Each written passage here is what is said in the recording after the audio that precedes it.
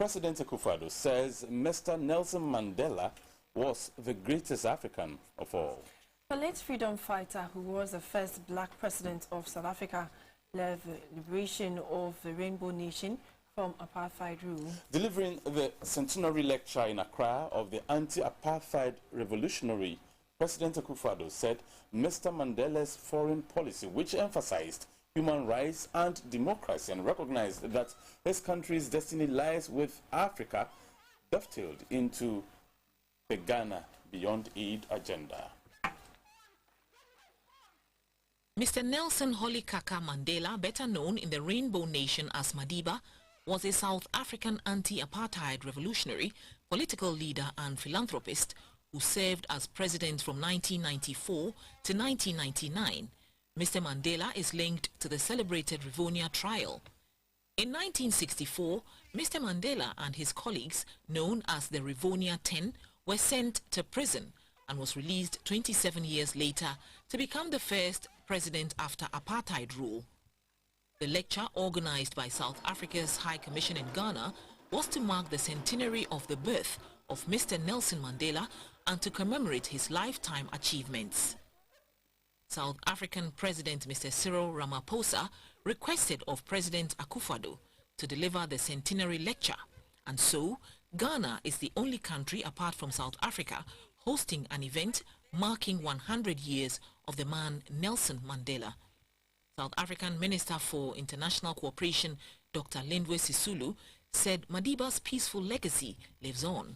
Finally, this is what he says. Aimed at you, Mr. President. Sometimes it falls upon a generation to be great. You can be that great generation. Let your greatness blossom, because we would like to make sure that Africa can be great again. We look upon you and the leaders of Africa to bring us to that greatness. President Akufo Addo reminded the gathering of how Mr Mandela's legacy has inspired leadership across Africa. He said Mr Mandela was the sought-after personality in the days of apartheid. President Akufo Addo said the late South African leader did not compromise on his principles and practiced what he preached. He certainly practiced what he preached.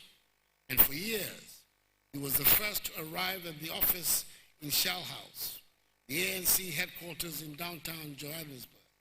And he would be seen pacing outside until someone arrived to let him in. He arrived at functions at the advertised time and watched with open disdain and frustration as officials trickled in. He got up at dawn at the agreed hour and would wait for his bodyguards to go for his morning walk. If some Africans still have a reputation of not being punctual at functions, it is in spite of the best efforts of Nelson Mandela. He said Mr Mandela's tenure was marked with dynamism and leadership which promoted democracy. President Akufo Addo said Mr Mandela would have supported the Ghana Beyond Aid agenda if he was alive. His conduct of foreign policy reinforced the importance he attached as an African leader to independence of action to accomplish stated goals. I have no doubt that he would have happily endorsed our Ghana Beyond Aid project, whose goal is to free the Ghanaian state and economy from dependence and reliance on foreign aid and assistance in order to build the free, prosperous, self-reliant nation that was the dream of our founding fathers. It's not the mere fact that we have lived. It is what difference we have made to the life of others that will determine the significance of the life we lead. He illuminated the truth that the quality of a man's life is indeed his legacy. Ladies and gentlemen, I have thought, and indeed I have said it publicly before, but in preparing to give this speech, I've had to spend more time on the subject. And now I'm even more convinced that Nelson Mandela stands out head and shoulders as the greatest African of all. South African High Commissioner to Ghana, Lulu Zingwana, said the lecture is a reminder of the love and service Mr. Nelson Mandela showed to the world. UN resident coordinator Christine Evans-Clark said the late freedom fighter was a towering global advocate for justice and equality.